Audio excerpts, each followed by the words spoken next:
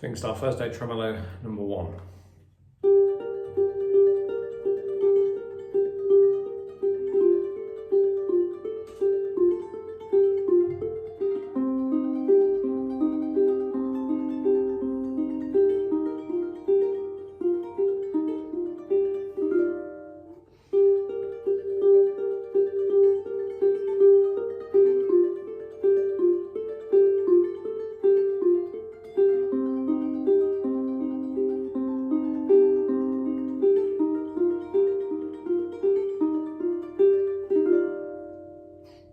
Hello, welcome to the very first video for the Fingerstyle Fursday Tremolo series. Okay, this is video number 1, where we're going to cover piece number 1 from the book, and we have 5 to get through in total.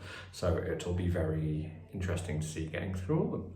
Okay, so this first piece, we're actually in C minor 6 tuning. Now that means we have to play G. I'm playing a high G here. C. Now the main one is actually your second string, which has to be an E flat. Okay, so nice chromatic tuner on top, or basically if you use online something like ukebuddy.com and use a chromatic tuner, just make sure this string goes down to an E flat. Or if your tuner's in a mood, it might also call it D sharp. So that's absolutely fine. But just make sure it sounds like that before you start. And then finally we have A. So we have G, C, E flat, and A. And I call that C minor 6 tuning. Now, this piece is in 6/8. So basically what that means is that on your thumb, you are basically counting 1, 2, 3, 4, 5, 6. 1, 2, 3, 4, 5, 6. Now, because in tremolo we always have this sort of higher note going on, the way that we're playing our tremolo, it's a 3-note tremolo, which means we get thumb, index, and then middle. And that makes a 3-note tremolo, which is technically triplets. So I still think that the best way, if you try and count all your triplets, it might be really hard work.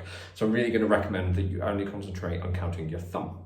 1, 2, 3, 4, 5, 6. Now, the right hand pattern for the entire piece is pretty much exactly the same. We're always going to use the same pattern. So I think it's important to focus on that first before we even start to talk about the left hand chord shapes. So what I'd like you to do is pluck your third string, which is 1, pluck your second string, which is 2, and then pluck your fourth, which will be 3. This could also work on a low G. There's absolutely no problem. If you're using a low G, it will still sound lovely. So we're basically going to play 1, 2, 3, and then what we're going to do is we're going to play 4, 5, 6, which is exactly the same. Now, your thumb is nice and opposable, so that means it does this sort of movement. And basically, you want to sort of get used to moving your thumb without moving your hand. Because our hand, we're going to be too busy stuck here, so we can't be busy moving our hand. So your thumb has to comfortably be able to move between those strings. So what I would do first of all is just practice nothing, just on your thumb, just going 1, 2, 3, 4, 5, 6. 1, 2, 3, 4, 5, 6. And that's really just to get our thumb used to this marching and playing the chord notes underneath. Now, as I said, pretty much every single, because I focus on 3-note triplets, where I'm using thumb, index, and middle, they're pretty much always going to be triplets, because they're groups of 3, okay? Now, you could count that as 1 triplet, where I'm using my index finger on the A string, and I'm going to use followed by my middle finger on the A string. So I'm sort of going thumb, index, middle, which you could count as 1 triplet. So if we played that basically and added that to every single thumb pluck, you end up with 1 triplet, 2 triplet, 3 triplet, 4 triplet, 5 triplet, 6 triplet. Now, that's good to initially, if you've never played tremolo, that's very good to initially get you into it. But I think it's easier to just concentrate on counting the thumbs. 1, 2, 3, 4, 5, 6. And then basically you have to just fit the index and middle in the gap. So you sort of get used to that triplet it feel. So you just want to get used to that feeling. And don't worry about speed for the moment, okay? Speed is always the easiest thing. You've got to get the technique correct. And even rhythmically, that will do you. So let's talk about the left hand. So for my first line, because this is C minor 6 tuning, this shape is a G minor chord, but realistically, if I was in standard tuning, it'd be a G major chord. And that's 5th fret on the A string with my index. Then I'm using my ring finger on the 7th fret on the 2nd string, and my middle finger on the 7th fret on the 3rd string. And then 4th string is nice and open. And that technically for this is a G minor. So what we're going to do for the first bar is basically take our 1, 2, 3, 4, 5, 6, 2, 3, 4, 5, 6 over this chord. And that's it for one bar. So I've got the shape, and I'm basically going to play 1, 2, 3, 4, 5, 6. That's our first bar done. Now for the second bar, the first thing that we need to do for the 1, 2, 3 is we're just going to remove our index finger. 1, 2, 3. 1, 2, 3. There you go. 1, 2, 3. So we go from this G shape. 1, 2, 3, 4, 5, 6. Remove index. 1, 2, 3. And then I'm going to reapply the index, but I'm going to apply it on the 6th fret. On the 8th fret for 4, 5, 6. So all together, I'm going to go 1, 2, 3, 4, 5, 6. 1, 2, 3, 4, 5, 6. And that's our first line complete. Okay, so we'll start with the second line. I've called this an F add 11 because that's what I'm picturing in my brain. But basically, play a G chord, move it up a fret, move it up a fret, move it up a fret. Or play a G chord at the 5th fret. Oh, tasty, tasty. And because of this tuning, that works out as an F add 11. Okay, so the first bar, we're going to do exactly the same sort of what we did previously. And I'm going to take that chord and I'm just going to play my 1, 2, 3, 4, 5, 6. That's all. No movement on the left hand. It's all about keeping those thumb hits nice and separate. Okay, so that's our first bar. So on the second bar, we're going to do, again, a very similar trick, okay? And this is where you might figure out that, actually, Sammy, what you do is, a lot of the times, is you use the same tricks between bars.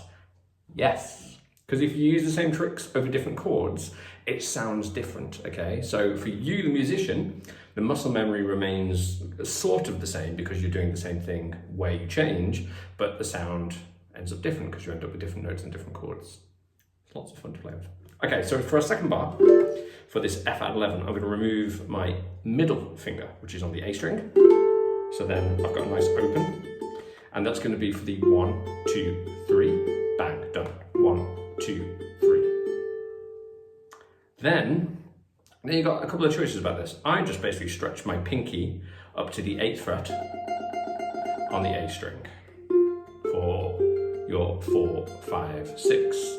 Now, for some of you, you might be like, mate, that's really not a pleasant stretch. It is totally doable. I'm here on a tenor and my hands are tiny, so it is very doable.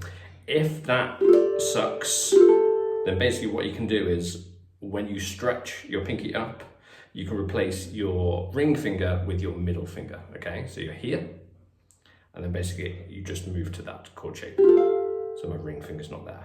From there to there. I'll show you that a bit closer. From there to there. From there to there. And actually just doing it like that with your left hand is a really good way to remind yourself of the muscle memory. You just practice your chord change all the time.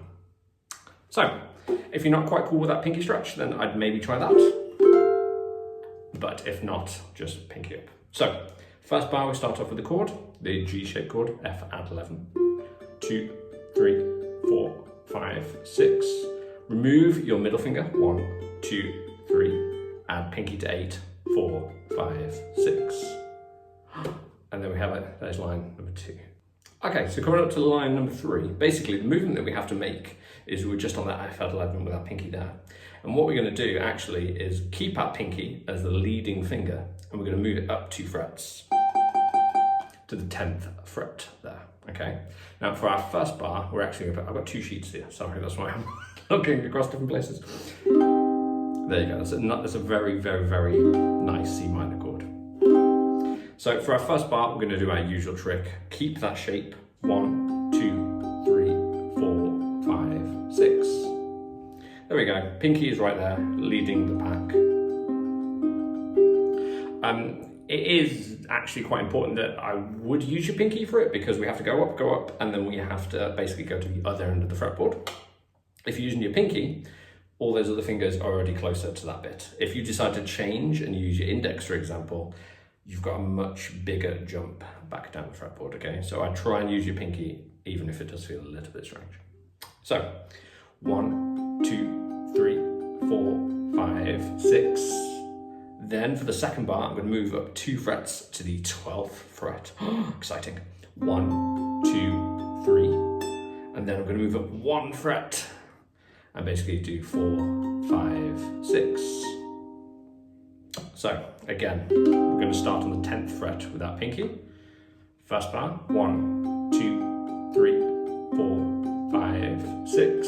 And then I'm going to move up 2 frets. 1, 2, 3. 1 more fret, 4, 5, 6. And there's our third line done. We've got to go zoom all the way down the other end of the fretboard right now. Now, our second to last chord shape is an E flat add 9, okay? Now, basically, with that chord, I mean, the best way to say it is it's an E minor and you move it down a fret. There you go. That's it. It works out as an E flat add 9, which is an E flat major with a 9th. Because E minor doesn't sound great in this tuning, but that sounds nice, doesn't it?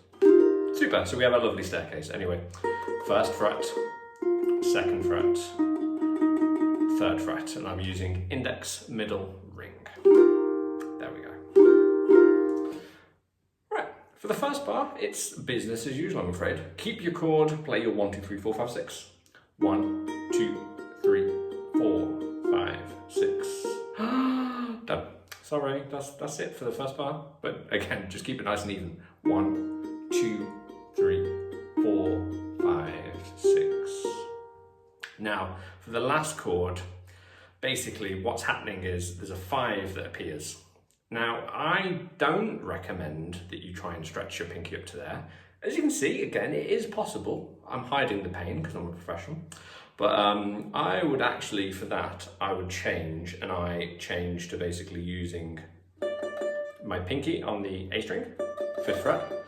I have my index on the 2nd fret, 2nd string, and then I have my middle finger on the 3rd fret, 3rd string, which is still an E flat. We're just highlighting that top note there. So we move from this shape to this shape. Obviously, if you're using something smaller or you have larger hands, that stretch might be possible. I mean, again, it is possible. It just might not be the most comfortable. And I don't choose to use it either. So, but you can absolutely try it. If that stretch works for you, please use it. If not, then you just have to go from this chord shape to this chord shape. Now, basically, on the first bar, like I said, we have our E flat add 9. We then change. So if we're changing, these are already the correct shape. So you just have to sort of catapult them there and then think about adding your pinky, okay? So don't try and do it all at once. Have those two there, catapult them there, and then add your pinky to the 5th fret. Okay, so once we're there, we're gonna play 1, 2, 3, and then for the rest of the bar, actually on the 4, we're just going to strum and hold it for 4, 5, 6. So we end up going 1, 2, 3, 4, 5, 6. So if I play that whole E flat, 1, 2, 3, 4, 5, 6. 1, 2, 3, 4, 5, 6. There we go, I didn't quite get the change in. 1, 2, 3, 4, 5, 6. 1, 2, 3, Now, on our sheet, we have basically 2 dots and a thick black line at the end. And then we have exact same thing at the very, very start of the bar. And that means we have to actually repeat it all, which is, if you watch me at the start of the video, that's exactly what I'm doing. So we just hit the end, 5, 6, and then basically we just end up at the very start. And then we kick off again and play the whole thing. And that's our first piece. Now, tremolo, the idea behind this book is basically that the tremolo will be a very, very similar technique throughout all the pieces, okay? We're going to change with different time signatures, and that means that our thumb will have to do different patterns, which I think is the most important thing. But no matter what you look at it, tremolo is always thumb, index, middle. So we can't really escape that technique, okay? But as we go across each piece, we should build up more and more and more strength, basically better muscle memory. So we're playing it smoother. That should be the plan. So please don't go into this. I mean, if you're confident with your tremolo already, then absolutely blast through them at whatever pace you like. But if not, it's really about consistency and building up just the strength. That is way more important than speed, okay? Speed always comes. You just have to be patient and persistent. The worst words a teacher can say. Excellent, right, super. I hope you have fun with this piece. I will see you for piece number 2.